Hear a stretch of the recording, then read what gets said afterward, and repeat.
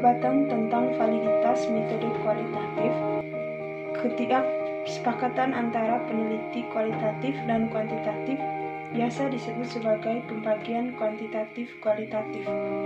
Begitu lebar jurang di antara banyak pendekatan untuk mempelajari politik. Meskipun titik tolak adalah bahwa metode penelitian kualitatif dapat dan memang berkontribusi pada generasi dan penyempurnaan teori dalam ilmu politik.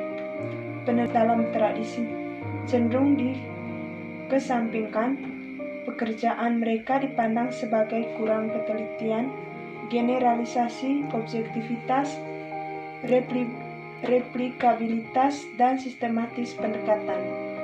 Pandangan penelitian kualitatif ini biasanya dipegang dengan pertimbangan tajam dibandingkan dengan penelitian kuantitatif yang cenderung dilihat secara lebih positif. Metode studi kasus heuristik dalam hal ini menghasilkan penjelasan yang lebih dalam kerusakan rasi daripada yang saat ini ada dalam literatur pada demokrasi komparatif, sehingga memungkinkan pembentukan klaim teoritis yang lebih luas tentang stabilitas demokrasi. Pada akhirnya, studi ini mengungkapkan bahwa rezim memelihara internal fundamental dinamika yang dapat diidentifikasi sebagai kunci untuk kelangsungan hidup rezim ini. Selain itu, pemodelan dinamika ini menyediakan kerangka kerja yang ramah kebijakan untuk membangun dan memperdalam demokrasi dalam sistem politik tertentu. Kunci dari tipologi teori kasus adalah studi kasus heuristik.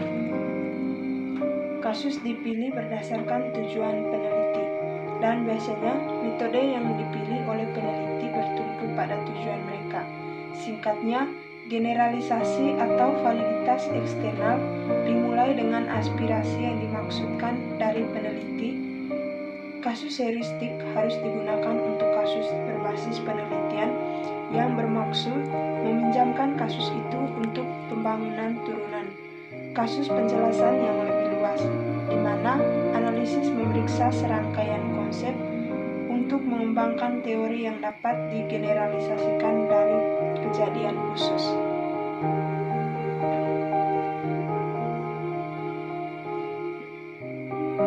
Sedangkan hipotesis insik dimungkinkan secara spesifik. Tipe Seyk-Eccentric studi kasus heuristik membuatnya menjadi rencana penelitian yang eksplisit, mengungkapkan mekanisme yang ada dalam studi kasus tertentu yang mungkin hidup dalam situasi lain. Eckstein menyatakan bahwa studi kasus heuristik berarti melayani untuk mencari tahu. Jenis studi kasus tipologi Eckstein adalah masuk akal menyelidiki, probe masuk akal bekerja dengan cara yang mirip dengan disiplin konfiguratif, tetapi teori dan kasus bertukar tempat satu sama lain dalam fokus studi utama. Pengetahuan atau pengejaran kebenaran yang menyesatkan dalam hal ini seperti putaran umpan balik. Meskipun demikian dibatasi oleh perhatian dan minat masing-masing peneliti. Heuristik cocok untuk generalisasi di luar kasus aslinya, khususnya karena subjek menyediakan model latar belakang melalui analogi. Umpan balik dari hipotesis data, keputusan baru tentang hipotesis pilihan. Hipotesis baru yang menghasilkan informasi yang membantu untuk pengetahuan yang menjadi atau sementara kasus yang diketahui dan kasus yang tidak diketahui mungkin memiliki beberapa kesamaan menjamin penyelidikan lebih lanjut. Inilah yang desain sebut sebagai perwakilan sentatif heuristik. Namun, yang utama nilai terletak pada kemampuannya untuk digunakan sebagai alat untuk merangsang imajinasi, untuk membedakan masalah umum baru yang penting, identifikasi kemungkinannya, solusi teoritis, dan merumuskan hubungan yang berpotensi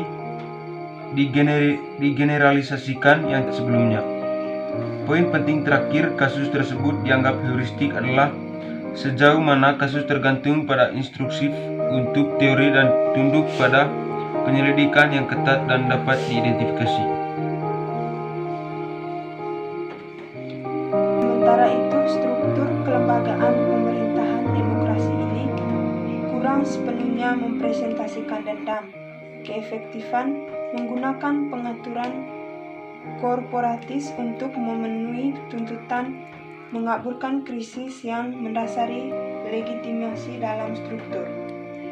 Efektivitas rezim dapat mengarah pada konsolidasi dari sistem politik demokratis yang pada dasarnya non-demokratis dalam karakter sementara. Kelompok korporatis dapat berfungsi untuk memvaliditas gerakan sosialisasi dan rezim demokratis. Mereka melakukannya hanya sejauh mereka dapat mempertahankan kontrol sosial dari keanggotaan dalam kelompok dengan sepenuhnya menyediakan demokrasi perwakilan.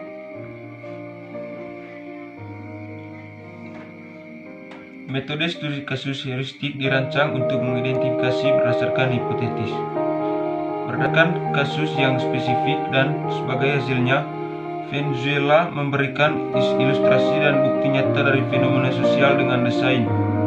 Heuristik studi kasus dimulai seperti studi kasus lain yang berupaya mendeskripsikan sejarah lintasan sistem politik sebagaimana yang telah berkembang dari waktu ke waktu. Valid internal didukung oleh deskripsi kasus yang tebal dan analisis memungkinkan untuk keyakinan dalam hal penelitian.